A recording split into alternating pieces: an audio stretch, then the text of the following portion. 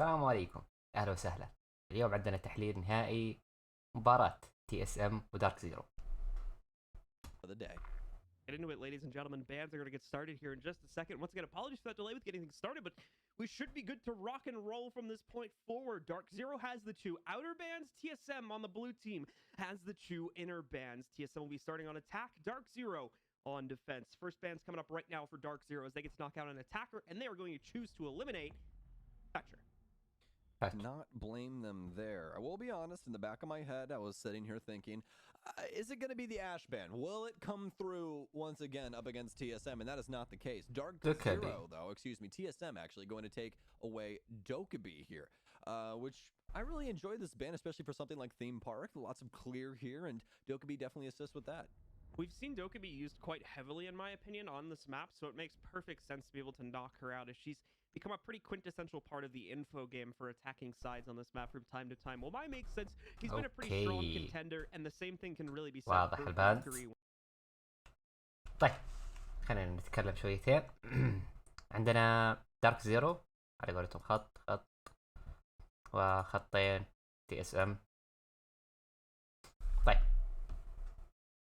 عندنا الله يسلمكم يا طويل العمر والسلامة. عندنا دارك زيرو بان ثاتشر ديفولت بان، ما في ذيك الشيء يعني العميق او شيء. فالكري برضو نفس الشيء، فالكري من اقوى الشخصيات اللي تلعب في ثيم بارك. TSM بان دوكابي راح استغرب منه، مع انه يقول انه للاتاك. ممكن اقول تارجت بان، اتوقع عليه دوكابي. والله يا قلبي ممكن اقول لك يا انسايد جيم اكثر من انها على قولتهم الان لانه دوكابي بان غريب صراحه، يعني انه حسب الاحصائيات اللي عند دارك زيرو ما حد يلعب او نادر اللي يلعبون دوكابي. نفس الشيء انه على الشخصيات مثلا الثانيه نتكلم عن انه سلاح الدي ام ار. اوكي هي كويسه ما نقول لا، بس انه كانك تبندها، يعني في شخصيات اولى واهم. عندنا وماي معروف على قولتهم جدا قوي، اوبريتر مره مهم. زياده دارك زيرو معروفين باللي هي يسمونها بالشيلدات وهذه الطقه. حيو هالشوم، هلا وسهلا. فنشوف انسايد جيم. كيف حالك يا هالشوم؟ عساك طيب.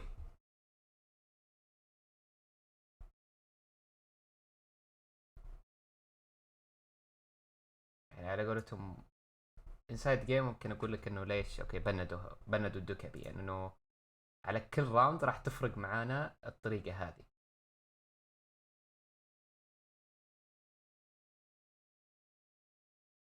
الله رايكان حي بالزين. هلا وسهلا. سلام الرحمه زعيم. يلا. Pretty equal as to what's going to be going on in between the offense and defense. We already have a 6 pick coming in. TSM changing up the lineup. Merc not going to be on his quintessential Ash, instead bringing Jackal along for the ride. We are going to start with the usual beginning site when it comes to Theme Park. The overall rotation for teams and overall sites is a little bit more open, in my opinion, on this map compared to some of the others. Stokes had mentioned teams are still kind of working this map out, even though it's been in the pool for a while here. So as a result of that, sometimes you see differential starts, but this is usually the go-to.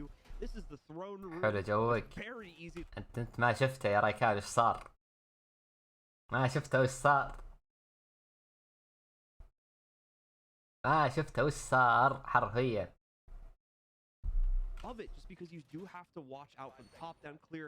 We are going to see reinforcement going on to the hatch that would lead down into the site, as well as charging it up as well from the electric claw. So double down on that. Also going to be additional reinforcement upstairs to allow the roam game to continue to maintain control here. نشوف لعبة دارك زيرو اكستند من اللي هو نتكلم دراج لاب، نتكلم عن شفنا وخلصنا، نتكلم عن اللي هو هايبر، وجود اللي هو الليجن تراب على جهة اللي هي الكافيه. عندنا الميوت بيرل هذا ولا هنا ولا البنك؟ اوكي. عندنا ثلاثة اوتسايد رومر، او نقدر نقول وان كلوس روم، يعني انه قريب اللي هو نتكلم عن اللاب. لابد من وجود شخص في اللاب. ايوه انا انا ما حبيت الصوت هذا. نتكلم عن اللي هو منت. انا صراحه استغرب مكانه، خاصه انه بالميوت. interesting. only 2 side. عندنا reinforcement. بيلعب ديكير او يلعب بنك، معليش. اوكي هي كان اوكي فهمت استراتهم. اوكي منت حيلعب اللي هي يسمونها بكسر درون، تحشرني بكسر الهاتش، برجع للسايت واسوي رينفورس الاخير. عندنا اللهم صل على محمد نفس الكلام عن هايبر بيلعب على الكل، او انه ينسحب على جهه المين ستيرز بكفر من اللي هو الياجر. هذا تقريبا لعبتهم، انه بلعب بالكفر. حيه مناصير، حيه القم، كل الناس عرفت. Mainly because you need to know what the best defensive lineups are in order to obviously work on your offenses. If you don't know what you're walking into, it's very hard to try and make something happen with your offense. So obviously Theme Park's been something that's been worked on for quite some time now. It has a little bit over a year's time inside of the competitive pool. So the big question is are there teams that are now equalizing on this map where we're going to be seeing, you know, offensive rounds be gathered more and more often? We'll have to see how TSM are going to fare here. This Jackal already working out some intel onto Hyper. He's found a camel. Nice flick to lead us off onto Achieved. The breath has been removed from حي عباد entire body. Hyper just tapping away, it seems, at a couple of those pre-fired angles. He's gonna do a little bit of damage to himself on the retreat as he falls back into the depths of Gong there. But صراحة هيوج بيك. نتكلم عن اللي هو السلج، أول بيك معاهم كفليك. ممكن انها تكون جيم تشينجر هنا، حرفيا جيم تشينجر. and Hyper still maintains himself as a player that's very much alive in this late round scenario now, even though takes a little bit of self damage on the way back. Great start for DZ.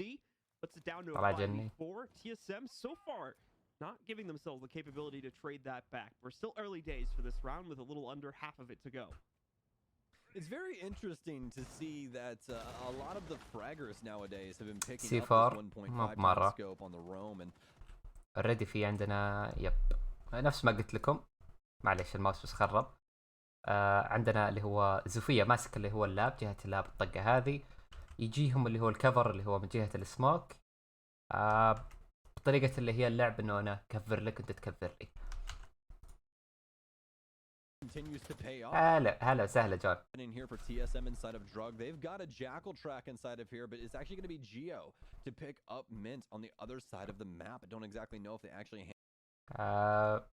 خلينا الموت نسوي له انميوت. اللي هو نتكلم عنه اللي هو حاول يسوي روتيت، نتكلم على اللي هو روتيت الباتروم، لكن اوريدي فيه اليلو سايت. نقدر نقول اول راوند لسه ما في ذاك العمق الكبير يعني.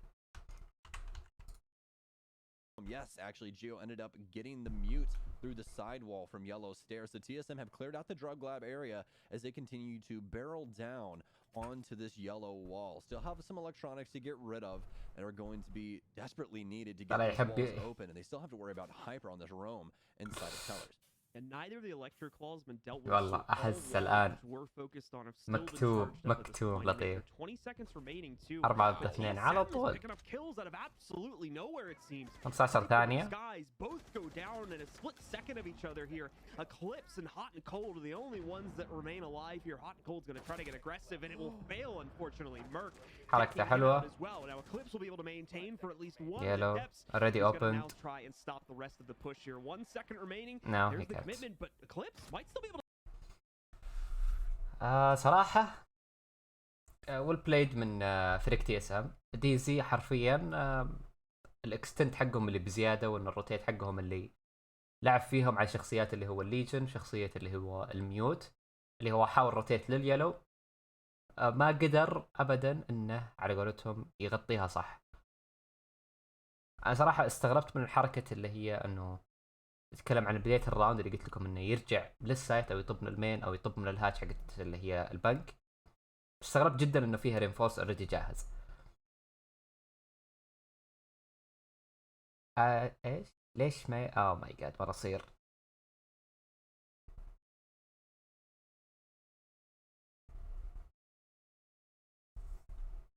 اكتب يا عربي يا انجليزي تكفى. رجعوا لنفس السايت لكن غيروا اللي هي شخصيتين او شخصية واحدة بالاحرى، اللي هي جاب الملوسي.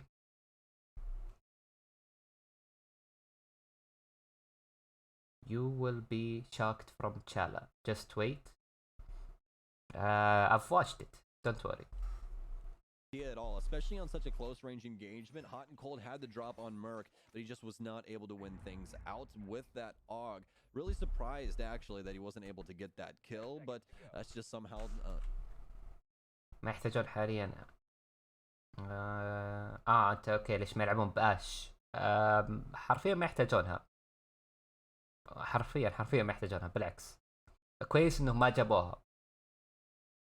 الحين عرفوا طريقة لعب فيحاولون، او مو طريقة لعب، يحاولون يبنون اللي هي البوش حقهم الاساسي. نتكلم عن اللي هو TSM. نفس الكلام الان نتكلم انه على دي زي يلعب بنفس الاسترات مرة ثانية. ممكن الان بشوف بلاي ستايل ثاني، نتكلم عن اللي هو 1 راوند على الغير. نتكلم عن اللي هو منت، نتكلم عن اللي هو اللي المفروض يكون في اللاب، منطقة اللاب اللي تحت. انا صراحة استغربت انه ما جابوا C4 او بريب C4 على الاقل، يعني تفيد، يعني على قولتهم انه 1 راوند يعني it's just enough. Geo and Merc working their way in. That doesn't mean that there's not anything happening over on Dragons. هذا هايبر لبس وينك هنا. اوكي هذا اللاب كويس. عندنا السايت اللي هو السموك والكيد. كيد تشاينا مفروض ما نشوفه. Side either. We do have, I believe, one player near the roof. غريبة ما ادري ليش ما هي Shades and Chala both working to find entries here. So we're taking both angles as I take a look here and now. Red damaged. She's going to find himself into a bit of a rough situation, but he almost comes out of it as the winner is Hyper takes just about as much damage at the same time. nice trade in damage, but no kills. هذا اللي تو اتكلم عنه. Same amount of damage as well, but amazing top clear here by TSM. Just like we were talking about before this round. انه يحاول ياخذ جنفايت اولي اللي هو نتكلم عن الميوت والياجر. جنفايت اولي فقط، انه بعدها تسوي ريتريت، انه ترجع للسايت، او انك ريتريت ترجع للي هي المنطقه الثانيه حقتك يا الميوت. عرفتوا علي؟ جاء عليك جاكل، اوكي ترجع للسايت على اساس انه تضيع الجاكل حقه، ما يصير له اي يعني اهميه. فهنا يرجع اللي هو السايت يلعب. يا سلام ايوه هذا اللعب. نتكلم عن منت، ونتكلم برضو عن اللي هو اللهم صل على محمد اللي كان موجود في التشاينا، اظنه الملوسي. هذا اللي المفروض يكون يتوسع، انك تتوسع على الماب، بعد كذا تنزل حبه ثانيه انك تقول لهم تعالوا لي انزلوا، تسجيل خروج دخول يسبب حرائق. حيه بالدور. يب معليش انا وقفت مره ثانيه. هذا اللي كنت اقول لكم عنه. الحين يصيرون 3 سايت، دقيقه ونص من مشكله. الفيرتيكال عندي 1C4 احاول اني اجيب فيها بيك كويس، جاء ما جاء اتس فاين. عرفتوا؟ معليش عندي C4 ثاني، بس انه راح يستعمل على طريقه ثانيه، ما راح يستعمل ابدا على اللي هي السايت، او ممكن حتى يموت بدون اللي هو شو اسمه بدون ما يستعمل. تبيها خروج ها؟ اوريدي في فيرتيكال هنا يعجبني، اظنها بتنحرق.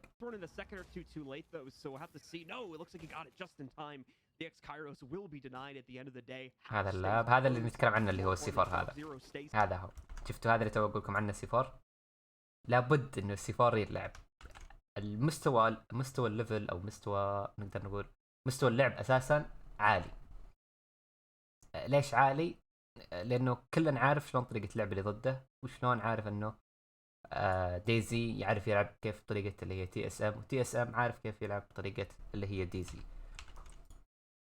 Secure in the depths of that throne room site. They approach the final minute of the round. Mint's having to play a little bit of a dodge game right now as he is slowly losing all of the vertical. Already 1 yellow. Already الميوت الآن محشور. مجرد انه يلعبها وقت ممتاز. So definitely a big focus for TSM right now is dealing with this player on the inside of storage. Unfortunately, the ما يدرون عن الروتيشن حقته، ما يقدر يجيبها بيك،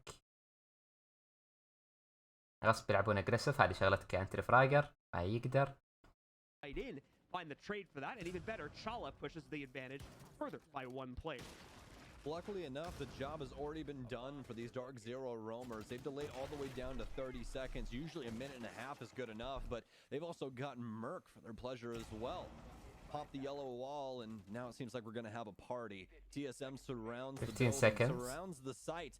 It's time to force their way in. 10 seconds left. Bolo's on split. Eclipse واحد gets عند the lead الفاير. off Sheep to try and He's refrag, dead. and he'll find it. Down to 2, but now before Bolo removes Eclipse's head, it's a 1v3 for Skies. He needs to try and make some magic. اوت جانينج فقط. انت لعبته صح كل الراوند تمام الدي زي، فقط خسر القفات فقط. 2-0 ما هي بداية كويسة الدي زي، لكنه على قولتهم يقدر فيها كمباك عادي. على قولتهم ما هي ذاك الضغط العالي اللي تقول والله انه والله اوف لازم اجيب الحين ادري وشو. لا عادي. حتى على مستوى FPL يعرفوا يلعبوا مع بعض. ويت وشو بس H1 ما فهمتك يا قلبي. لا حطها عادي عربي كاملة. Is the stream frozen؟ لا عندي تمام.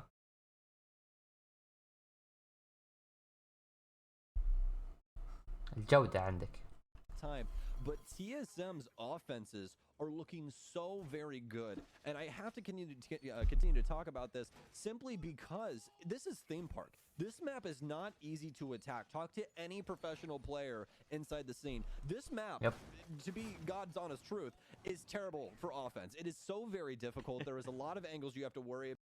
يقولون انه من الاخر زبده، يقولوا انه الماب هذا جدا صعب. كل ما ارتفع اللي هو الرانك جدا صعب انك تلعب ثيم بارك. نتكلم رانك كومبتيتيف، يعني نتكلم على اللي هم تير 2 تير 1 وهاي تير 1 حتى. عندنا اوكي عندنا لاب يا لاب وجود فروست هنا ترى قوي، نفس حركة اللي شفناها في الEU ليج. TSM still found success. That's something that is not supposed to happen on a map like this, and they're doing it time and time again. So this is very, very impressive by both of these teams. Dark Zero stemming the tide up until the very last second, and TSM still able to win out these rounds.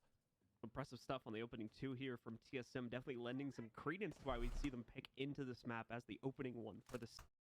صراحة البركيد مزعج. لاحظ هنا برضو الدور الكبير والدور الصغير، واظن برضو هنا بس يبون يلعبون على الوقت دار الزيرو باقصى شيء ممكن. وجود البولز في اللاب صراحة عسل. الماب اذا اذا مختمنا تمشي فيه كيف يعني مختمه قصدك من اي ناحية؟ Already about a minute deep or so here. We are seeing Bolo get himself close to another potential engagement if he decides to commit to this at break room. Now that's unlikely to happen given the very low chance he has to win the fight against a mint should he end up committing. So yeah, it's not going to be too surprising to see him move away from that after trying to bait out the duel for a few seconds here. السلام الرحمة حيو ياس. Efficient position where he can actually make some progress on map controls. Unfortunately, not a whole lot's going to be happening from that repel, and if he was covering across, more than likely that job was already finished by that point. Well, still plenty of time for TSM تكلم عن روتيت. this lead-off pick, but as we've seen, it's slow and steady wins the race for them. Plenty of drones still spinning outside, as well as most of TSM residing out there as well. كيف حالك يا ياس؟ مساك طيب. لسه دقيقة ونص. اوكي في كان كويك روتيت، لكن انه برضه ما يضبط. Where multiple members are. انه هنا وجود اللي هو البولس اللي كنت اتكلم عنه انه قوي، لانه حرفيا لو انت تبي تبش الكافيه وضدك بولز كاتاك انت هيعرف انه كم عليك من شخص، وانت يا الياقر اللي كان اللي هو هايبر في المكان هذا، انه انا اقرر هل اني انا ادرع عليهم واني اختار اللي هو الجن فايت الاخير انه اخليهم برا يموتون، او انه اخذ لها جن فايت اولي وارجع انسحب. طبعا نشوف هنا في فتحة حقت اللي هي السموك بكل بساطة، على اساس انه لو دخلوا اقدر اذبح على طول بشتكن مباشرة، يعني ما فيها على قولتهم لف ودوران، على طول سريع. Figuring out where multiple TSM members are over near Cafe. اوريدي الفيرتيكال قاعد Still seeing a يبدا. lot of clear work being done. Merc gonna try and take a peek down below here with one of the breach charges being دقيقة used on كاملة Ash. سي Merc 4 gonna clear ضاع. out from Cafe down below. Not much gonna be found from it though. Hot and Cold still sitting on the other end of that one. So Merc does need to be very careful about how he approaches any sort of aggressive peaks, because Hot and Cold will more than likely have advanced intel on those. Either way, down to sub 1 minute now. We still have an active horizontal roam. It does appear as though لا زالوا الرومرز احياء. player POVs spread out amongst the initial floor here. So once again, if TSM end up winning this one, it's going to be a surprise for me. Just as I say that, Bolo gets himself onto the board here. اوريدي الميوت برضه ديد من الفيرتيكال. Damage in the round coming in only at the 30-second mark. حرفيا وهقوا عمرهم باللي هو التحويله. كانت اول شيء بشهم انه بسوي كلير رومر، شافوا انه وصلوا لين الاوفيس، بعد كذا استوعبوا انه والله اوكي عندي اثنين من الجهه هذه انا لازم اسوي لهم كلير. كيف اسوي لهم كلير؟ انه اخذ اللي هو كافيه. عشان اخذ كافيه اني ابدا باللي هو انه يدخلون الانترفراجر حبه حبه. ضيعوا وقتهم في البدايه، الحين اثر عليهم اللي نتكلم عن 15 ثانيه الاخيره. جدا بسيطه على اللي هو السموك اذا ما جاب العيد. اوريدي هبانا انجرد. لا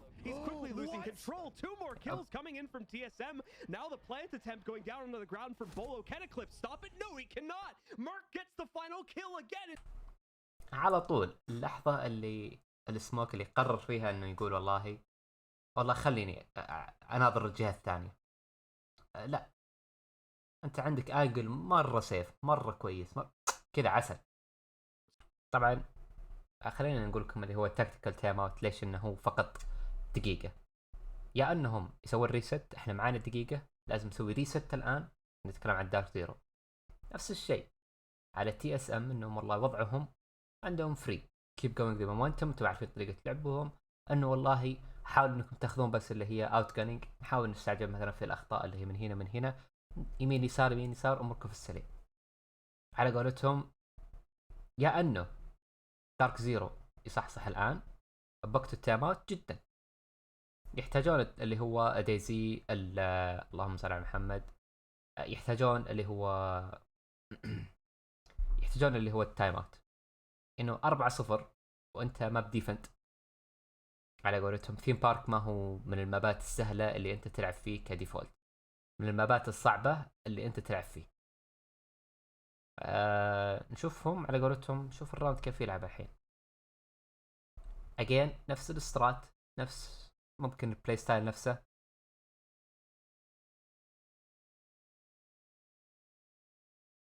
ممكن نقول خلينا نقول غير شويتين.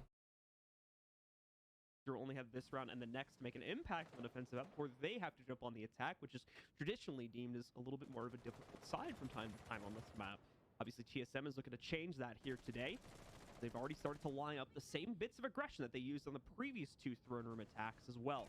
Geo and Merc working their way in from the cafe or as well the lab side, depending on where they want to entry from. And two additional players trying to push their way in from Dragon. Well, Dark Zero still committed to this roam, at least with Mint upstairs defending that vertical play, as well as Hyper, Hot, and Cold, and actually the entirety of the remaining squad for Dark Zero, all on a roam game. A couple jumping back into sight now, but still pay attention to how Hyper plays this drug lab area. This is actually a lot more important than what meets the eye initially. Hyper is able to delay a lot of time in this position, has a possibility to rotate back in if TSM doesn't handle things properly, but from what we've been seeing, I highly doubt that's the case. This is more than likely going to get checked out here in just... مثل ما اقول الشاشه علقت. ايش فيكم يا شباب؟ الشاشه تعلق. انا قاعد اناظر، قاعد اشوف البث، قاعد اشوف كلش يا شباب. تروعوني تراكم. Rotated from cafe down to One the in window yellow. storage to check for him at one point. So they have to have had a drone ping or something to indicate that he was already there. It's just whether they know he's rotated or potentially still in there. That's the part that's still up in the air. And obviously they're going to get confirmation on that now because they just rolled the drone right past Hyper. So they know he's moved slightly to the inside of the bathrooms next to storage here. But what they don't know is that as well, there could be some additional support on the way. But the pinch is still alive and well here for TSM trying to crunch this player out. The problem, though, is that until they do that, TSM are kind of stuck with their current position. And once again, You can see here, they've got very passive lineups. They're trying to set up the kill box against the player on the inside of Lab. But at the time being, the player isn't taking the bait on either angle, and Hyper is just continuing to sit in the same position, baiting down all this time. Oh, Houghton in one of those electric claws off. Merc finds Hyper inside of Drug Lab, and now Bolo's going to clear as well. They see the entire area عليكم has been السلام handled, ورحمة. so يجي now it's يروح. time to execute once again. And look at that, folks. 30 عليكم. seconds left for TSM to make it happen. That's what we're going to figure out just next. Still have some utility to try and clear, but that's going to be Merc's job as he uses his very first breaching round of the round. Oh, M5 شكرا. shot takes him down, though. He saw the laser, thought he had a freebie, but that shotgun is never too free inside of those close range engagements. And now with very minimal time, this is where TSM's going to be into a lot of trouble. They have to يدخل try and بالفاير. follow through, but they actually end up Trade. winning it out. Dark Zero finally fighting back, and they're going to win their very first defensive round after a... Good job. هذا اللي يحتاجونه حرفيا. يحتاج التايم اوت، يحتاجوا اللي هو اللعب اللي هو يسمونه كيف العب بالشخصيه نفسها يعني. لانه حرفيا الميوت قاعد يحاول يتراجع يلعب بالاس ام جي اكثر من انه يلعب باللي هي الميوت على قولتهم الشتقن حقه. مسكت السموك شيء ثاني. ويلكم باك في سكيب.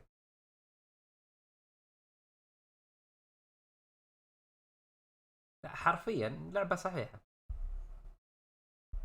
انا مجرد اني اخر وقت انا كديفندر ما احتاج اجيب اللي بك ولا بكين ولا شيء.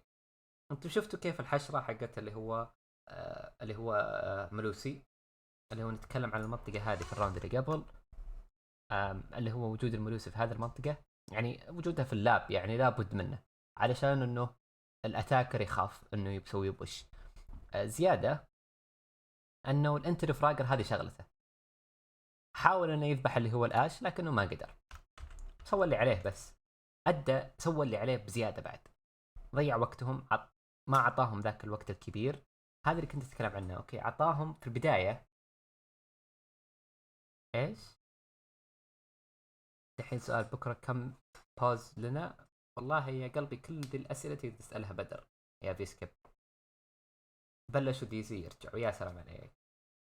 يعني الامر يعني شلون اقول لك، مجرد انك بس تضيع انت كديفندر تضيع وقت اللي هم الاتاكر. مو مطلوب منك ابدا تجيب لي بيك الله يعافيك. ما جبت لي بيك عادي يعني، مو مهمة ابدا.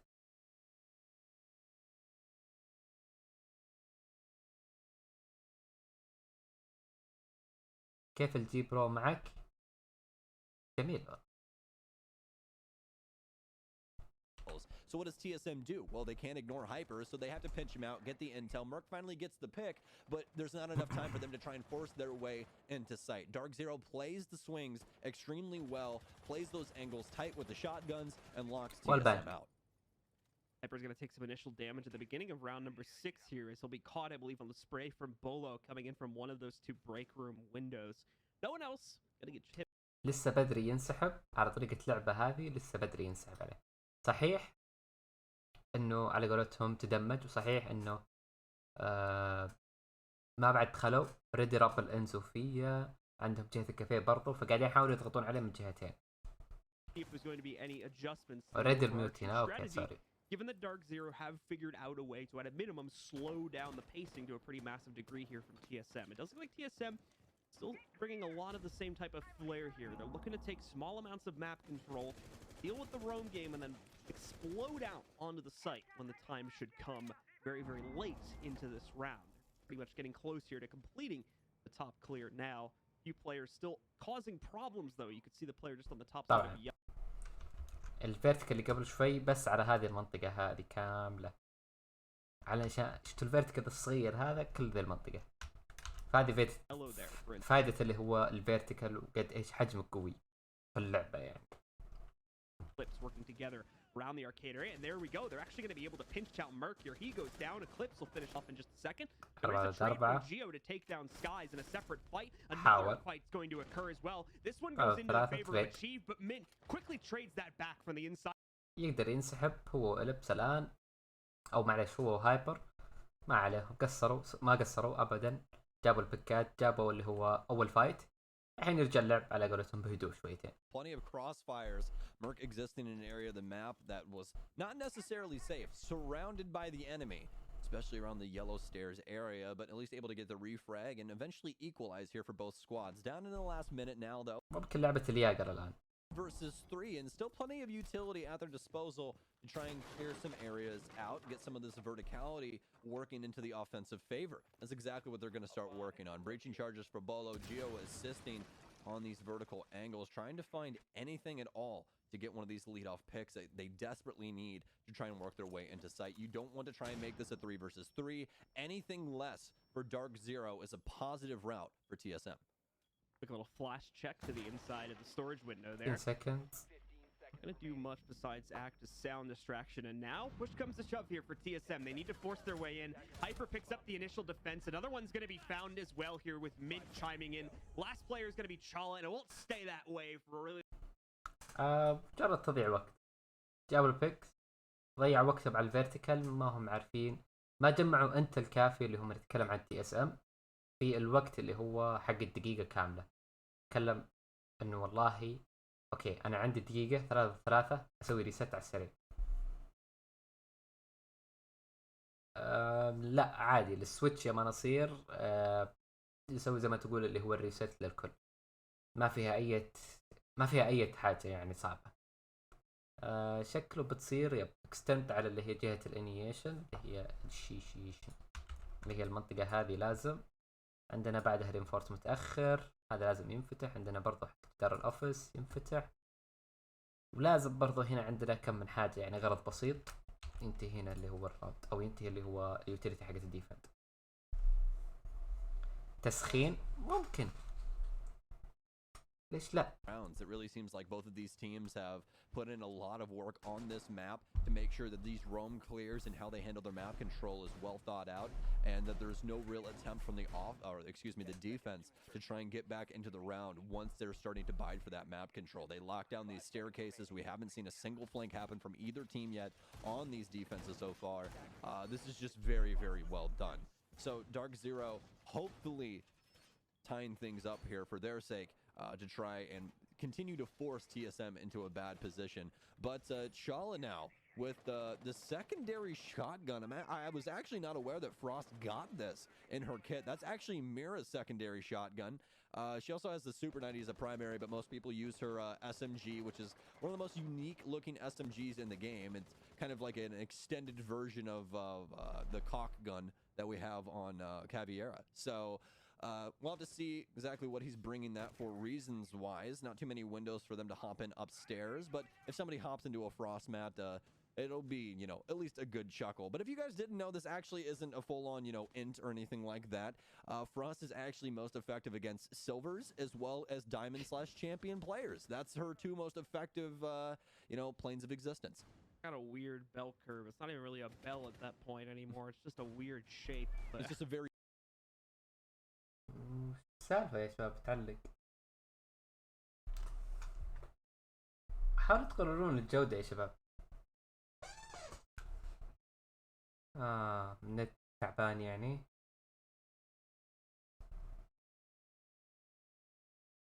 ما جاي اشوف شيء يعني. هذا باين عندي الحين احمر. اشتغل معاكم تمام الحين. pretty heavily onto Mint, however, as he will take the first strike for the team, but unfortunately won't come out with a whole lot to show for it. Push to the inside of Cafe, yes, but at sub 50 Drop. trying to make an entry. That's going to be dangerous. Got to look for the headshot here and needs to hit it too. Otherwise, could end up very quickly on the losing end of that battle. Hyper's fallen back in the meantime here. They do have a slight pinch against Chala. Back over on the arcade stairs. Drone's going to confirm that because they still have the pressure from Cafe too. Now, going to see an air jab go out. It's quickly countered by Chala, so we're going to try and spam these in, but without any additional pressure from up on top, there's nothing really to force Chala to obey these air jabs. So he's going to continue to shoot those time after time again. 45 seconds left. Still no deaths as of yet, but there we go. Achieved is finally going to pick one up here. Chala gets one from the staircase. Make it 2 as he's going to knock out Mint as well. Down to a corpse and hot and cold. The false start to put pressure onto the arcade stairs has really hurt the potency of Dark Zero's take here. والبليد من شاله صراحة بكل بساطة. زيرو ما عرفوا ابدا كيف يسوون طريقة البوش خفيف، بس يظل صوتك شغال هسه عادي كل شيء تمام. it was uploading 0 كيلو per second، كيلو بايت per second. مسافرات تويتش لا عندي حط 144. ما اقدر اتابع. كيف 144؟ ما ادري كيف احطها 144 والله. ممكن نجرب الحين ندخل في المود هذا. طيب ثيم بارك. هذا شيء. اوكي خلينا نتكلم بس على ثيم بارك اول. ثيم بارك حرفيا عندنا اكثر من لاعب من دايزي ما صح ابدا. اتكلم في بداية الجيم دايزي كامل كان طافي، ما في الالبس اللي هو كان صاحي حلو. بعد ما صار تكتيكال تايم اوت حاول دايزي يرجع 4-3، بس تي اس ام على قولتهم صح سوى منتلي ريست يضبطون نفسهم بنفسهم. هذا هو الصح. دايزي ما حاول ابدا يصحصح مرة ثانية لحد الحين. لاحظ معي اللي هي السكور بورد حقت اللي هي دايزي، لاحظ معي انه اليبس اللي هو الفليكس جايب اكثر كل اللي هو نتكلم عن هايبر اللي هو الانتري فراجر لفريق دايزي هو وسكاي. يعني ما ادري اللي هو يعني نشتغل على قولتهم يشتغلون اللي هو نتكلم عن اللي هم السبورت والفليكس اكثر. يعني لازم انت كانتري فراجر لازم يكون معاك ريست جاهز، لازم تسوي ريست مايند هنا بين الراوندات. مش مشكلتي انا كمدرب، انت لازم تصحصح معي في الجيم. لما احتجتك في البطولة ما جيتها معي. هذا حرفيا سبب الخسارة حقتهم. ما نتكلم عن السبورت، نتكلم عن اللي هو هيبانا ابدا ما اتكلم عنه. بالعكس اتكلم عن فقط اللي هو الانتري فراجر حقهم اللي هو هايبر، اللي هو ما كان في ابدا بالاداء حقه. اخبارك يا عبود؟ ساك طيب. نواف شفت التغييرات؟ يب شفتها. Continued to obviously to a bit of a lesser extent into round number 3 as well. So Dark Zero needs to clean this up quickly. Otherwise, we're going to be looking at TSM with a 1-0 lead in the best of 5. And you know, تغيير كامل للمتا صراحة ودي اسوي عنها مقطع في اليوتيوب، بس ما ادري والله. ما احس انه المقطع راح يسوي شيء، يعني عرفت علي؟ يعني ما ادري. to work their way around TSM. It's just that TSM have been that much better so far throughout this map. So we'll have to see how this continues to translate throughout the rest of this series. But as of right now, it's TSM ahead by quite a bit of a distance. It's not unrecoverable by Dark Zero, obviously. We're still inside of this, you know, first map. But it's definitely something. ما تعلن هنا يا ذا تشيف يا قلبي. Let's take a look here. Already about 30 seconds into the round. We are seeing a little bit of pressure from Dark Zero on the break room repels, trying to work their way across the two sites on this side of the map here. More importantly, trying to isolate out Geo, seeing if they can take him down, but he's quickly going to deal with a drone presence that's still sitting on the inside of break there. Even maybe going to challenge the actual window, which obviously this is going to be a little bit riskier for him here, but if it works, it works. And oh, not going to work this time, but very, very... عليكم السلام والرحمة. أهلا وسهلا بولت. They'll just have a sliver كيف of حالك؟ HP remaining after taking it, but indeed Geo goes down, and that's a lot of map control suddenly opened up for Dark Zero. صراحة البيك كويس انه جابوا بيك اولي، لكن الشخصية حرفيا جدا غلط. اللي هو نتكلم عن هيبانا، يعني ممكن انه مات انت خلاص، انت الراوند مباشرة على طول. انتو شو تزين يا هايبر؟ لحد الحين هايبر ما هو جالس يلعب بالاداء حقه نهائيا.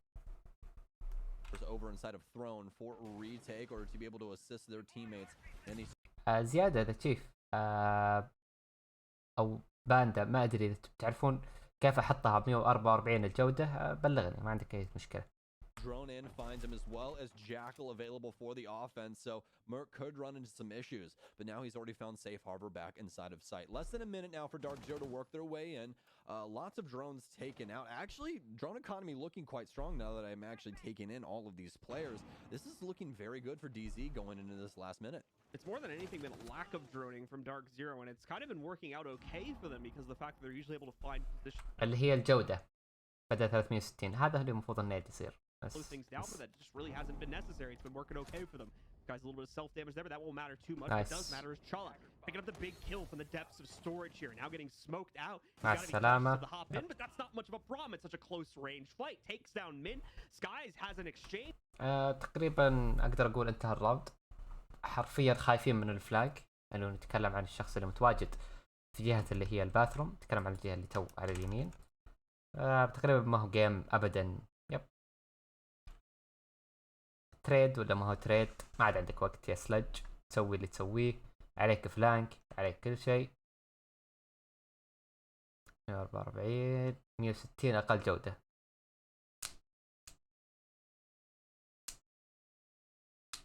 ولد ولا بنت؟ كلهم عيال، ما عندهم بنت.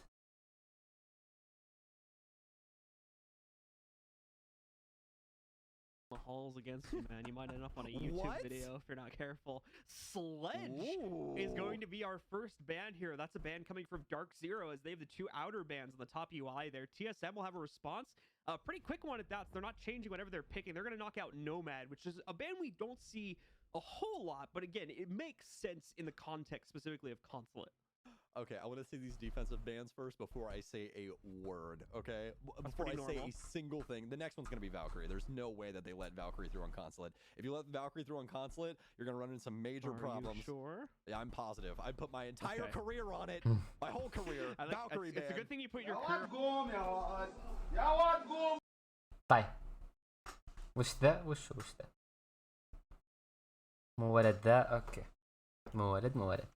طيب شوف انترستيك بان صراحة لحد الحين شفنا اللي هو دارك زيرو في ماب ثيم بارك، بان دوكابي، بان اللي هو TSM، بان ند اللي هو دوكابي.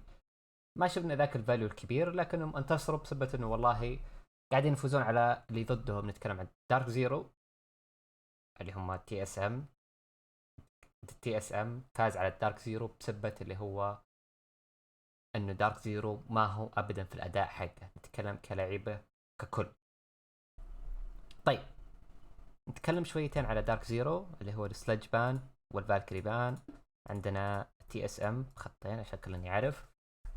عندنا في البدايه دارك زيرو بان السلج جدا غريب، في بيكات افضل. نتكلم عن اللي هو ثاتشر، نتكلم عن اللي هو الهيبانا، خاصه اذا انت ديفنت كدارك زيرو زياده. ممكن عندهم استراتات، باكيت استرات يسمونها لدارك زيرو، انهم يلعبون بدون اللي هو بند سلج، اساس انه نشوف كيف طريقه اللعب اللي ضدي. نتكلم عن الفالكري كونسلت حرفيا باند ديفولت. TSM نوماد ديفولت، وماي برضو ديفولت. صراحة تأهلوا لإيش بالضبط؟ صراحة السلج أنا ودي أشوف ليش تبند. Either way, a sledge ban is really going to potentially change up this game on a round-to-round basis when you consider, yeah, you've got to bring a buck in now. You've got to potentially bring some breaching charges if you want to be able to set up your appropriate, top-down angles for a lot of these sites. And this is going to be one of them, the cafeteria garage attack. A lot of teams are, kind of required. يب الأفرقة 20 كاملة متأهلة الآن للSI. الآن بس يبدأ فبراير وأمورك في السليم إن شاء الله. But obviously it's a pretty big change up for your utility because you're not going to have those frag grenades anymore in that case. Yeah, and you're talking about the perfect thing as well, because Buck is really going to be the dynamic factor for these offenses and how they handle this map. Mainly because Buck زيادة TSM خلى اللي هي الميرا، يعني خلى يلعب لوماي. يا اوكي هولد الباثروم من الميرا ديفولت تقريبا. يبون يستغلون اللي هي الميرا زيادة، يبون يستغلون انه TSM يلعب بنيدات، لانهم TSM بالنيد ابطال. اوكي تقريبا دارك بان. نواف ما تعرف احد يسوي كستمات الا ناس كثيرة تسوي كستمات. اي شخص في الدنيا يقدر يسوي كستمات، عنده لعبة يقدر يسوي كستم. الصراحة بيسوون شيء ما ظنيت. ممكن اقول لك دارك زيرو ايه، بس نافي ابدا لا. But we'll see how TSM does. So TSM bringing a lot of that destructive potential to the table here. Stokes was mentioning it. We've got a pretty interesting setup for Dark Zero, specifically in hot and cold spot here on the inside of the kitchen. افضل لاعب سبورت شاله Potential, so much annoying ما هو سبورت، لاعب فليكس. that can get in the way of TSM based on this. So we'll have to see how well it works out for كبتهم DZ. في هذا الماب. TSM are committing their clear for the most part over towards admin side to start things out, though. In fact, they got 3 players in that part of the building, very quickly sweeping out any of the upstairs pressure that may be here from Dark Zero, and of course shifting their focus down to the first floor pretty quickly after that. They have to deal with Mint before they get to that point, though, as he is lurking right now at the top of yellow. Well, an expected change up in take from TSM here, simply because of what Dark Zero is mustering on the defense. Need to clear out this top floor and see where these members reside inside the rest of the map. This is another thing too, is castle barricades are now like a lot more powerful in these situations too, because you're gonna have to commit some other form of soft to get rid of them. You can't just have the sledge take care of that anymore for you. I'm so very glad you pointed that out, because that's the exact reason why that ban happened. Dark Zero really want to lean into these castle barricades, and it's something we've seen in the past, actually. If you remember, you and I casted a Sonics match where they did that on Theme Park. They started bringing castle a lot, and they banned the sledge so that people couldn't get rid of the castle barricades as easily. لازم وجود شخص سبايرل. And anyone else with actual explosives, they're going to have to dedicate. لابد من وجود ايوه، لازم وجود اللي هو الياجر، وجوده في السبايرل. يب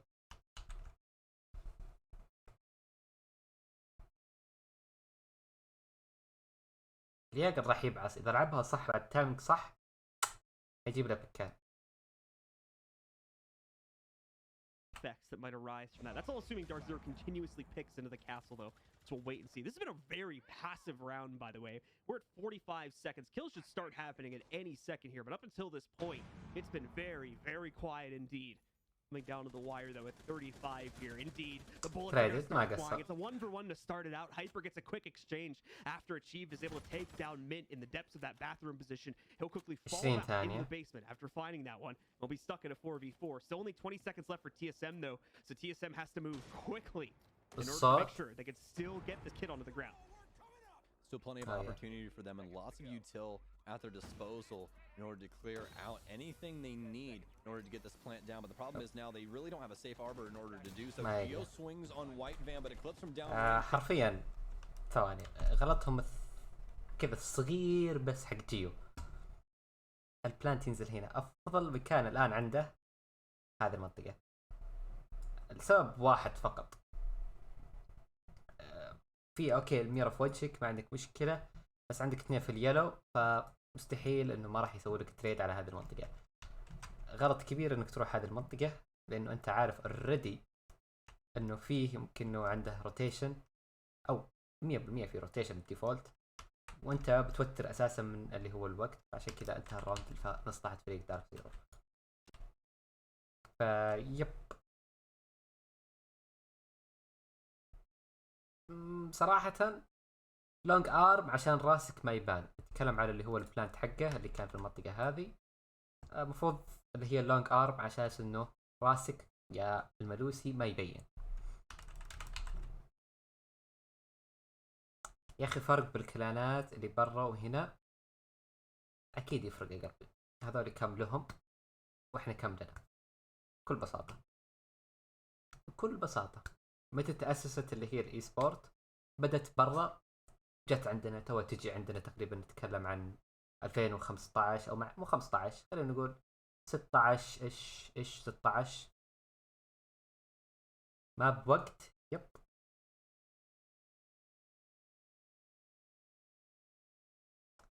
عندهم ايش هيلث اناليسيس. يب لا تقول كم لنا، ابشر من يوم كاونتر سورس وكلانات عندنا. ايوه بس ما متى لقت نجاحها، هذا اللي نتكلم عنه. هذا مش موجود بينهم. لا والله يا نيرو ما انت موجود، لعلك انت كنت في الايو ذاك الوقت يا نيرو. متى اخذها او متى تمت رعايتها؟ عرفت علي؟ الامر ما هو بالساهل عندنا مثل ما هي عندهم بالساهل. for control. بسبة انه اعداد السكان اللي عندهم يفرق عن عدد السكان اللي عندنا و الى اخره. Merc and Shala in probably just a moment here, both on the inside with full control, and there's not going to be much of a response from Dark Zero here. Their focus is once again عجبتني يزيد من تالي. in trying to lurk on the second floor there, but as you guys just saw, he nearly gets caught by Bolivar, one of the other players watching the crosses here. He's down at just a sliver of HP now, so he's going to have to be very careful if he continues to play this aggressive position, especially by the window just there. Well, if he's not too cognizant of these angles, he can get taken down by a singular bullet out of any gun at the offense's disposal. But Mint, very educated in the ways of Siege, and that's exactly why he's going to scamper on back. More than likely going to drop Hatch here in a couple of seconds. But actually, no. It's going to be Mint that tells Houghton to drop, and he's going to play the forward position instead. I actually really like this call. Mint's the one that has the most damage on him, and he really doesn't want to be down inside of crunch time. He'd much rather trade himself out since he is on such low HP, and if he's able to get a frag, that's, you know, all the better for Dark Zero. Mint still trying to maintain the position on the inside of the bathroom. He's going to keep it after getting droned out here. Pressure is going to start to potentially broil down on top of him here if he's not careful. There's the top-down angle established. Oh, not good. That's one bullet going into Chala's leg that should not have happened. So he'll be down at 75.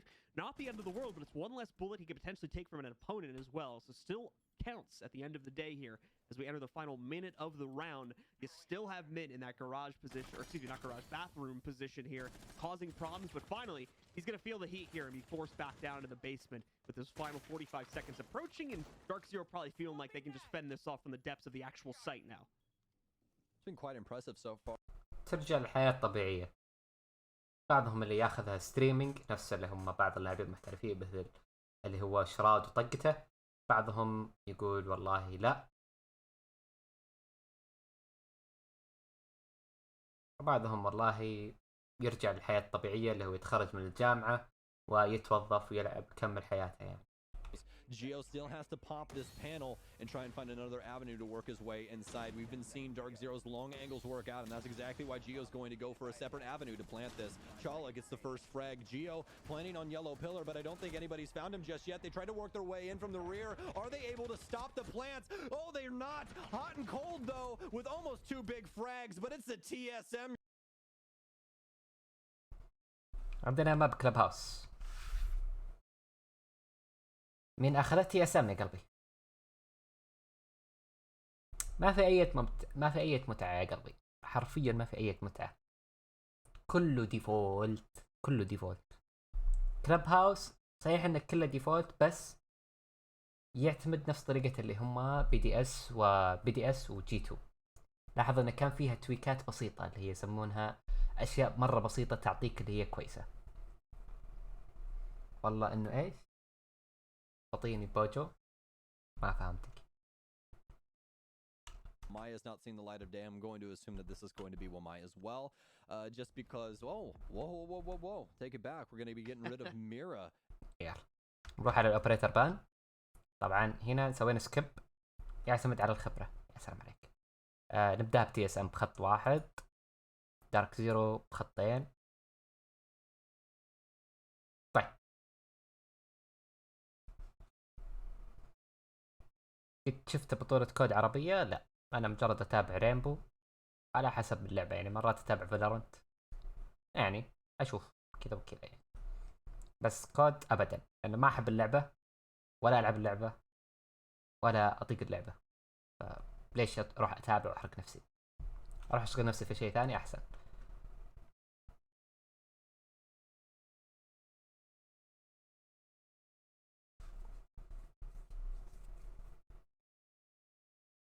طيب كلب هاوس نشوف بس ما بان TSM الآن اللي هو الثاتشر والميرا. تكلم عن كلب هاوس، لابد انك تبند الثاتشر او على الاقل المافريك، تبدا هارد بريتشر يعني. افتكر من الثاتشر هيبانا موجود، عندنا هيبانا وايس وثيرمايت. عندك اللي هو بانهم للميرا عشان يفتكون، او معروفة كلب هاوس حرفيا بالميرا جدا جدا جدا باعوص. دارك زيرو او شافوها برضو انه دارك زيرو جاهزين لهم في كوست لاين، معليش مو كوست لاين، كونسلت، كيف انها كانت قوية حرفيا. عندنا دارك زيرو بندوا كابيتاو، واضح انهم يبون يلعبون باللي هي الوماي والشخصيات اللي هي يسمونها تكة الجراج، ما يبونها ياخذونها، هذه حقتهم بلعبتهم. عندك فالكري ديفولت بان طبعا على اللي هو اللعب حقتهم، فننتقل على طول على اللي هو الماب نفسه. فالكل عارفه، الكل عارف كيف يسوي له كاونتر وكل هذه. ابو عمر كيف حالك يا حلو؟ عساك طيب؟ خلاص تم، تبشر بالجنة ان شاء الله بخير. الحمد لله طيبين.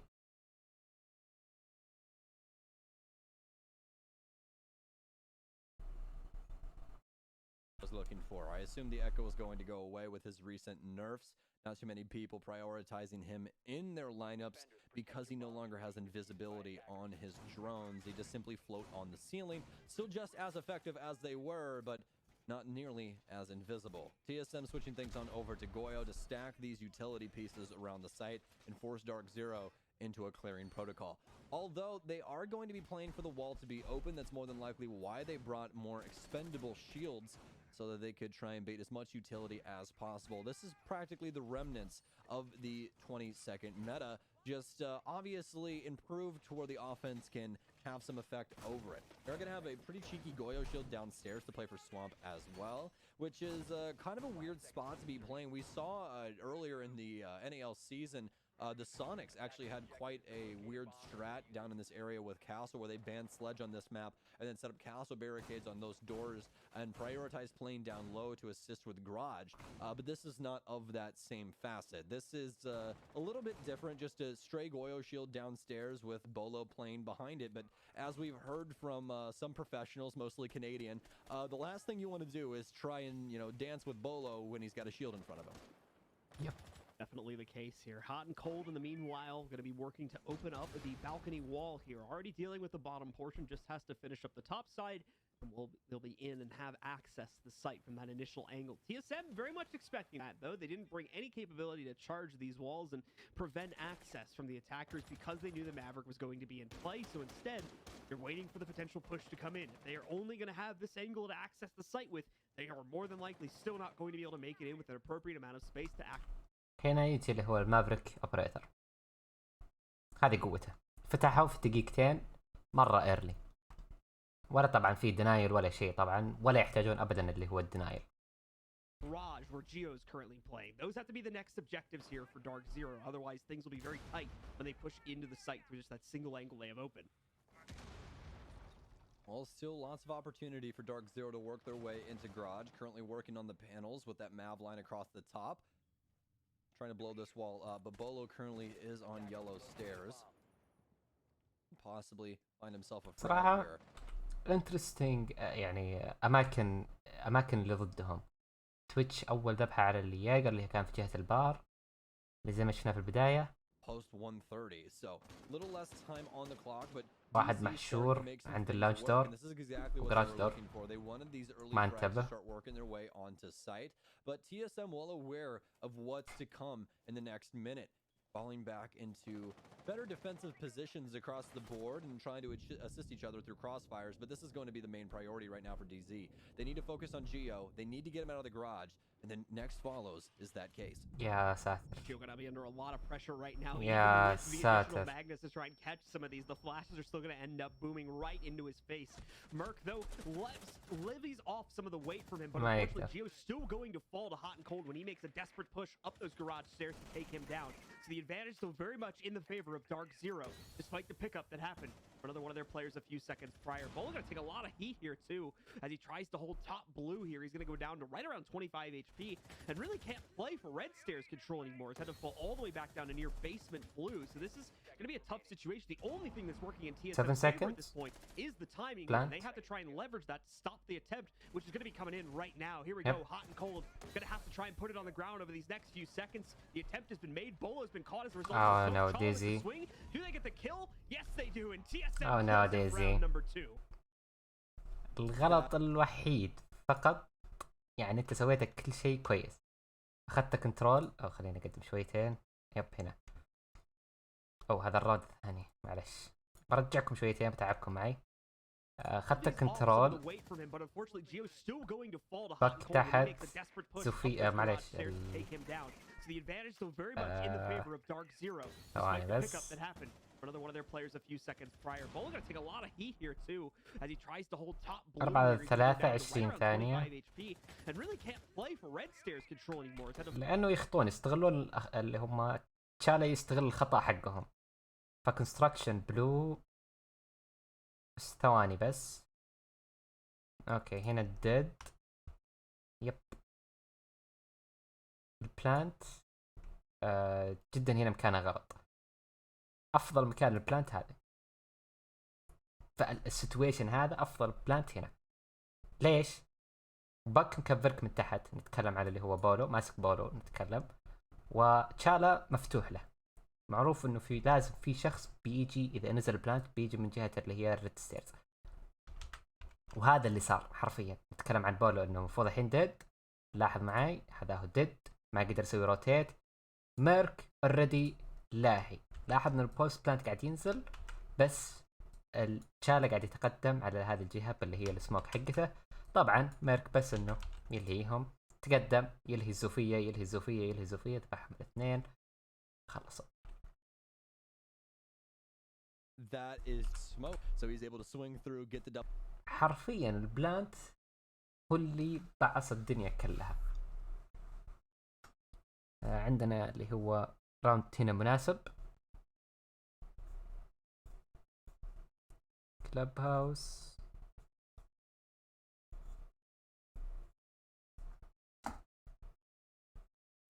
ويل بلايد. انا قاعد اسجل الحين الراوندات عشان انه بأسوي اختصار اكثر، يعني سويت اختصرت قبل بس ما حسيته ذاك الاختصار اللي بزيادة. ف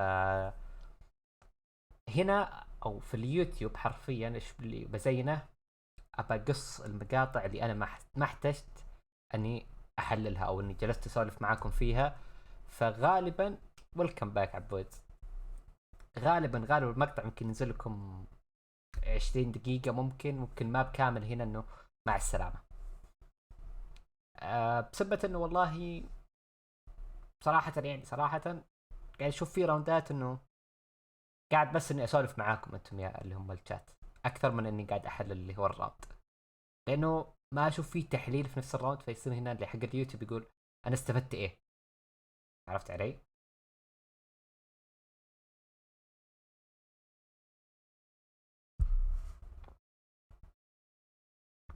بس ما في طعم شاهي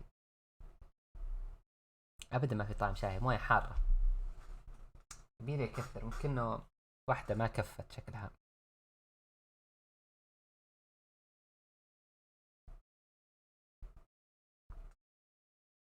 على ذا اقصد. عاد انتم تويتش ما اقدر اقول لكم اوكي يلا نروح الرد هذا كذا. شربت الحين هذا ثالث شاهي، ابدا خلاص نوقف هنا الشاهي. Upstairs room going on either. Now they definitely don't, because all 5 players are down here, so it's fully cleared out at this point for DZ. They just need to work on transitioning it down to the bottom floor. That's usually what we end up with on these basement defenses. The offense starts to work hard, destruction, utility goes back and forth, especially those nitro cells. الله يعافيك يا عزيز. TSM will attempt to get some early frags with those. We'll see how the artillery lands, but so far so good for DZ. They've been able to get bar hatch. صفحة رينبو لأني سكوربيون يا قلبي. مينا ليج بكل بساطة محلل لنا بس ثمن منه، بس ما يحب الشهرة، ما أحب الشهرة. We continue to dwindle down on time, but nothing really going to happen too crazily until past that minute when it comes to this basement site. There's a lot of noise being made here. So you can see Bolo just lining himself up against an angle in the event that Dark Zero really want to try and press the issue, and they might actually be doing it here. We've got flashes rolling in. It looks معلقين يا قلبي عشان انه ما تطفش وانت تتابع، يعني بس مجرد انك تسمع اللي هو اللعب، ما راح تلعب اللي هو التعليق. ready to clear out this site or at least make the attempt. You can see تواضع that اي والله من stack يومك right يا up الله. on الله top of the يسلمك kitchen hat. ويقعدك. They're ready to roll. بس Marcus انقل as صراحة. well here has the counter to انقل مرة getting a بطل. couple shots off onto Eclipse to bring him down to 75. الانجل هذا بالذات، شفتوا هذا الانجل ترى ما يجي عبث. تقول لي ليش؟ حرفيا لازم تكون انت مسكرم على الاقل يعني نتكلم على اللي هم دي سي، تكون مسكرم من قريب وواحد لعب ضدك هذا الانجل، غيره انت ما تقدر تجيبه. نتكلم عن اللي هو ميرك في هذا الموضوع الان. Make him think twice about peeking that angle again as the time ticks lower and lower here. Dark Zero has not found that entry they need yet to brute force their way Scorpion. into the site. ليش؟ And until they get it, this could turn into a very, very awkward staring contest. And oh no! We already knew that Merc was in that position, but Skies is going to crouch down into the angle anyway. فيه الوما يا قلبي، هو داخل على اساس انه دبل تريتمنت دبل، حاول بس ما قدر يذبحها. ايوه هذا التريد الصح. Is ready to go at dirt, quickly swings out for the exchange, stops a lot of that drop from happening, but players still able to work their way out. Hot and Cold will now make the attempt. It's going to bait out potentially one player from the inside of Church here. Mid tries to punish it, but it won't work. Never mind. Gets it on the follow-up there. Sky 1 another HP. pick up too. Dark Zero has the man advantage. Plant. We're going to see Achieve though take down Mid. It goes back down into a 2v2. ما خايف. Have to get it down on this attempt, otherwise we're going to see a على الصفر 2-1. again. There's the plant from Hot and Cold. Achieved is rolling in. He just needs to stop this now. Is he going to be able to do it? Whoa. Almost didn't get it, but indeed Achieve will clutch it out, and TSM will get a second round. Oh my god. Woo. All right. That was so unbelievably scary. I'll be really honest. I thought I get bodied right there for 2 seconds. As soon as he popped the راوند التريدات صراحة هذا الراوند بطل. ما تعرف الا واحد فيهم بولو عادي.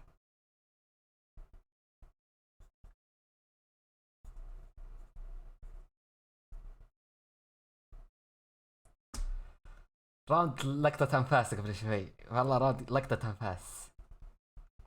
يعني بولو هو الوحيد اللي اشتهر بسبب انه هو يعني زي ما تقول مشاهداته يعني على قولتهم 2000 كل ستريم، 4000 كل ستريم. بغى يجيب العيد. شنو البطولة هذه اللي هي الان اي فاينلز الان، نورث امريكا. ايوه نورث امريكا فاينلز.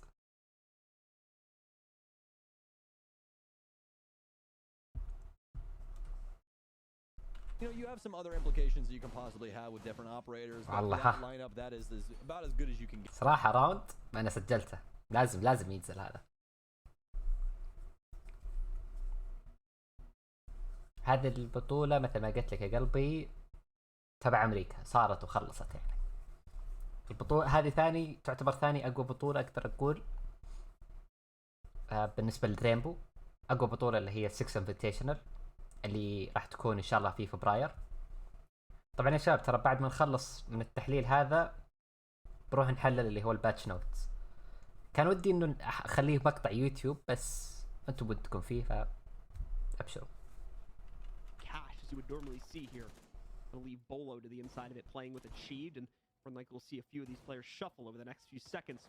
لعب واحد طبيعي عادي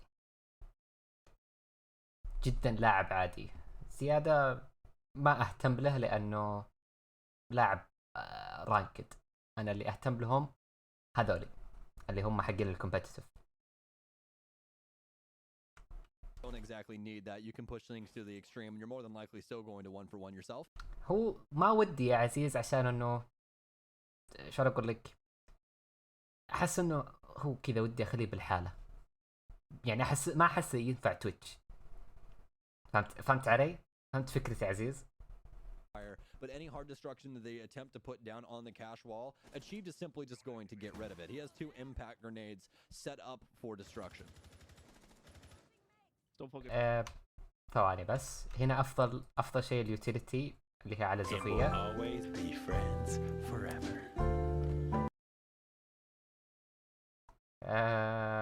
بره 44 يعطيك العافية على الفورة حبيبي. بس قبل شوي بتقولوا لي زوفيا تشارج، ليش ضيع زوفيا تشارج على المنطقة حقت ملوسي؟ لأنه حرفيا لو طاح سي4 من هنا أنت تشوفه أنت كأوفر فيو بس كإنسايد جيم ما راح تدري. فيوتيليتي افضل لك. نشوف برضو انه عندنا بولو في جهه الريد ستيرز، عندنا يعني يا سي 4 يا جنر، اللي هو نتكلم عن بولو في هذه الحاله، انه يواجهون اللي هي الملوسي تراب اللي هنا. هذه لازم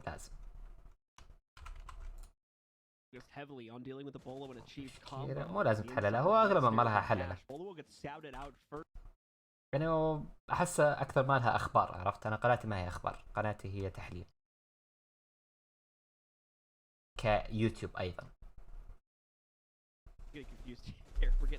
late into the day, folks. That's my bad. But either way, achieved with the foothold to try and work with. Gets a bit of damage onto Hot and Cold as he attempts to work his way in here. Drone work going to be attempted by Eclipse. It's going to be a little dangerous given the close contact proximity of a few of these players. Either way, we'll make it work for now. Eclipse gets the first entry on the Polo as well, so it's all on Achieve to hold on to this. Achieve will very quickly lose his wall, which is his real last bastion of defense against the push from CCTV. And as soon as that's gone, he takes the fight. Dies to skies, and that's again the massive advantage built up here for DZ, bringing it down to a 5v3 just like a couple rounds in the past. So very impressive, the thought process of all of these professionals here in this match so far. I mean, you can see every single time a new angle's opened, there's always a challenge going on both ends. They know someone. الآن الراوند حرفيا للدارك زيرو، لحد الحين ما في شيء أقول لكم إنه يسوى إنه حلله. إنه بوزيشنينج جيو على اللي هي اللوجيستيك جدا بطل، بوزيشنينج ميرك برضو جدا بطل على مكانه، برضو تشالا على اللي هو وجوده في هذه المنطقة جدا مناسب. ممكن اقدر اقول انه بس تأخروا في سالفة البريتش حق الجاكوزي على اساس انه يخشون اللي هي البلانت، او انه على قولتهم يخشون كجنفايت في منطقة ثانية، بحيث انه اخوف اللي هم الديفندرز. اوريدي قاعدين يفتحونه بس تاخذ 20 ثانية، ممكن تتأخر هنا كويسة. انه اوكي غالبا لعب دي زي الان انه جاكوزي بيكون بس في واحد ريبل انه طقطق عليه بس. بوش فور تريد 15 ثانية، هذا جدا مناسب. احشر حق المين ستيرز، بوش فور تريد 2 3 2 2 2 1. سووا البلانت 6 ثواني، معك وقت، نزل البلانت، رايح للكل، جدا مناسبة. راوند جدا بطل، استغلوا اللي هي العدد اللي معاهم. مين استغلوا؟ اللي هو نتكلم عن الشخصيات الثانية. مافريك ديد اللي هو نتكلم عن جاكوزي وور. مين كمان؟ حرفيا صارت وضعية اللي هي بوش فور تريد. والبليد من دارك زيرو في هذا الراوند انه في اخر استغلوا اللي هي المان باور اللي عندهم حرفيا.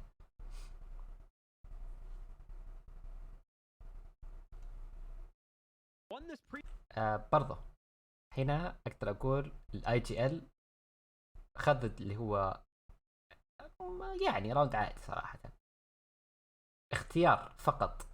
اختيار اللي هو اللهم صل على محمد دارك زيرو انه يبشون على التريد، اختيار جدا موفق. صحيح انه فيها ريسك، انه هاي ريسك انه ما راح يسوون بلانت، بس التزموا فيها. ما سوى هيزيتيت انه والله يا شباب، انه نتكلم عن الاي جي ال نفسه حق دي زي، انه والله ما سوى اللي يسمونها انه تردد في الموضوع، انه والله لا يا شباب خلونا نبش على التريد. فجأة كذا تلاقي انه لا سووا بلانت، عرفت؟ لا، اللي صار حرفيا انه اوكي يا شباب معنا دقيقة، نروح على طول بش على التريد مباشرة، نطلع حق اللوجيستيك ونبش من جهة اللي هو من اللوجيستيك، نسوي لهم كلير كلهم، نو بلانت، نو نيد فور بلانت. راحوا ماسترو كل حاول يذبح واحد، اوكي بالتريد طاح مات هو. الفروست والسموك حاولوا يذبحون واحد برضو بشخص واحد، لا كأنه مستحيل انك تتعدى اللي هي تطلع باكثر من على قولتهم ادفانتج عالي، لانك تحتاج تسوي ريلود. ابدا ما تطلع. بيلو مات هو اللاعب الوحيد في التيم ابدا سكوربيون، ابدا سكوربيون.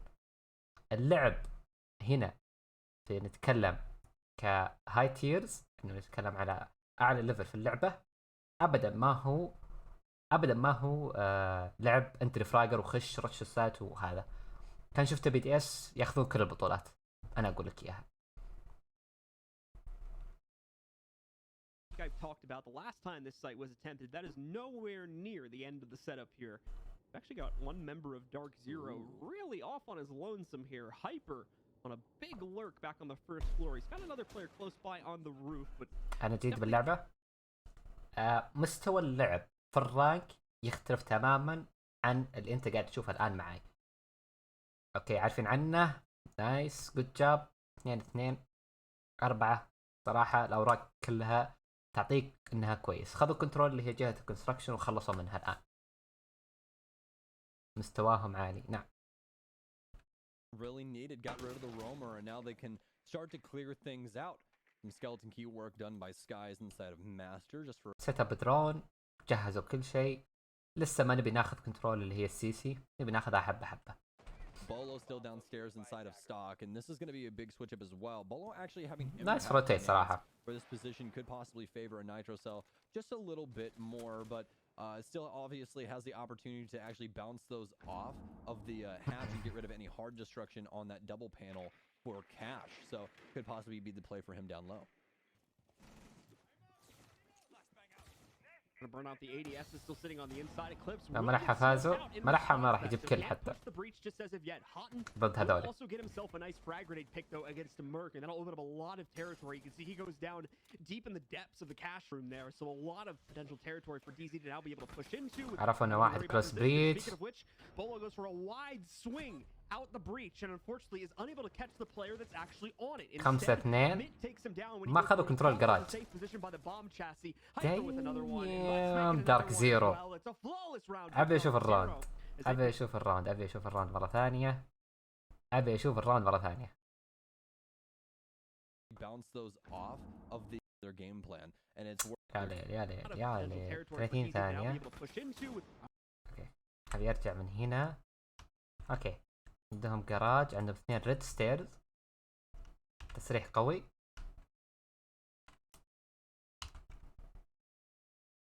Deep in the depths of the cash room there, so a lot of potential territory for DZ. زوفيا ومافريك والبك. بوش فور تريد. راحت لهم روتيت زوفيا هنا في 30 ثانية على تحت. ينزل تحت على جهة الرد. والله راوند جدا نظيف.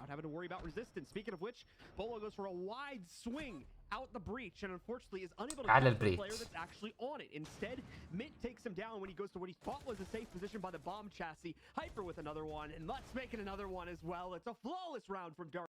دايم دارك زيرو.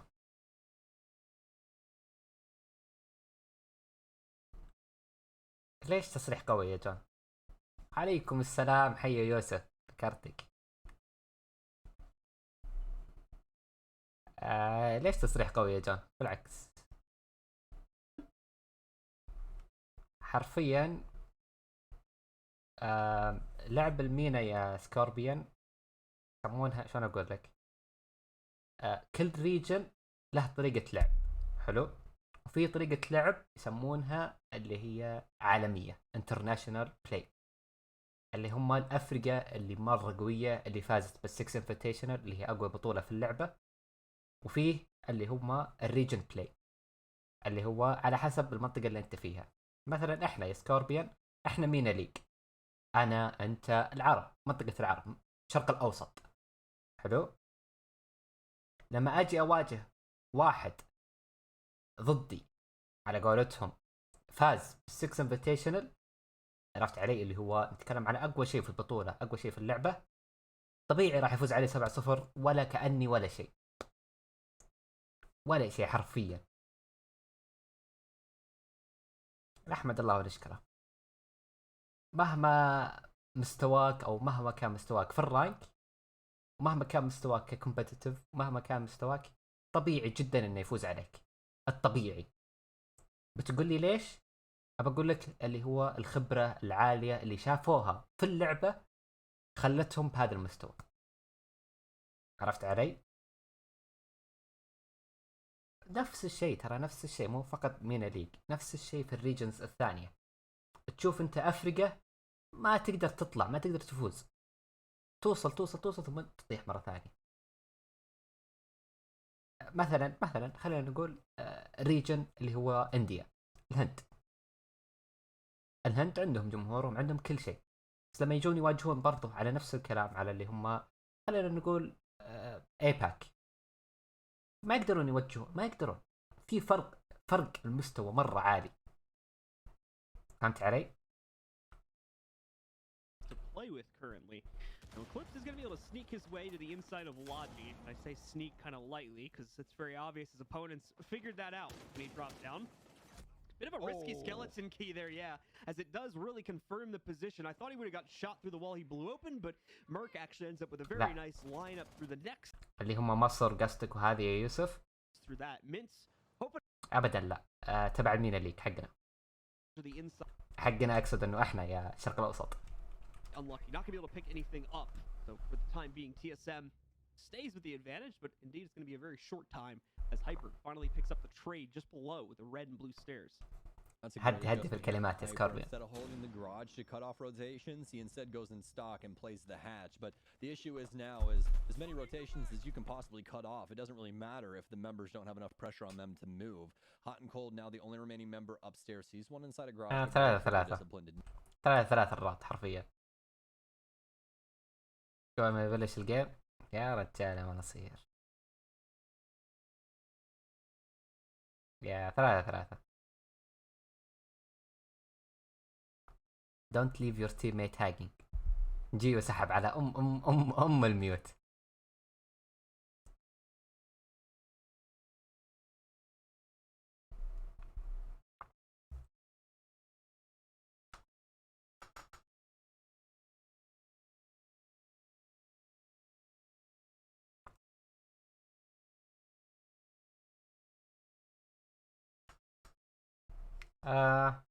الراوند صراحة ما في شيء يذكر.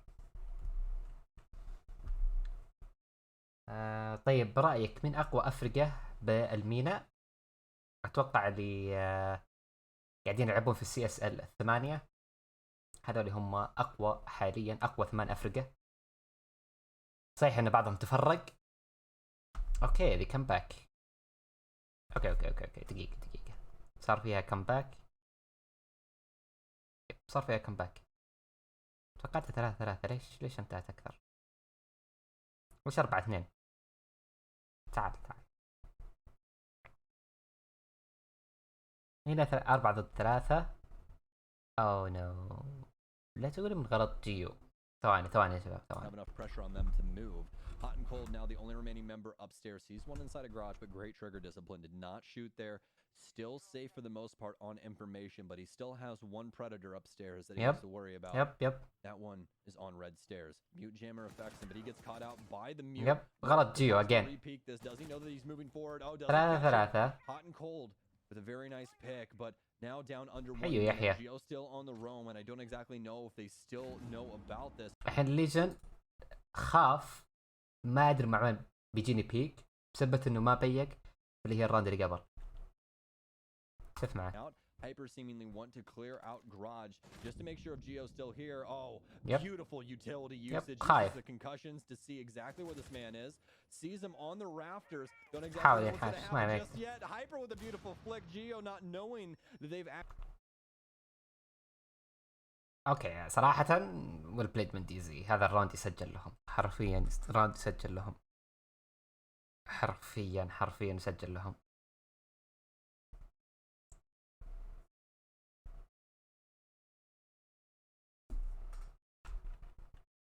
countering drones. Chala with the lineup. Another player ما يقدر على التريد.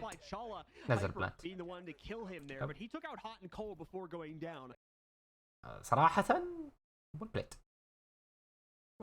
تريدد.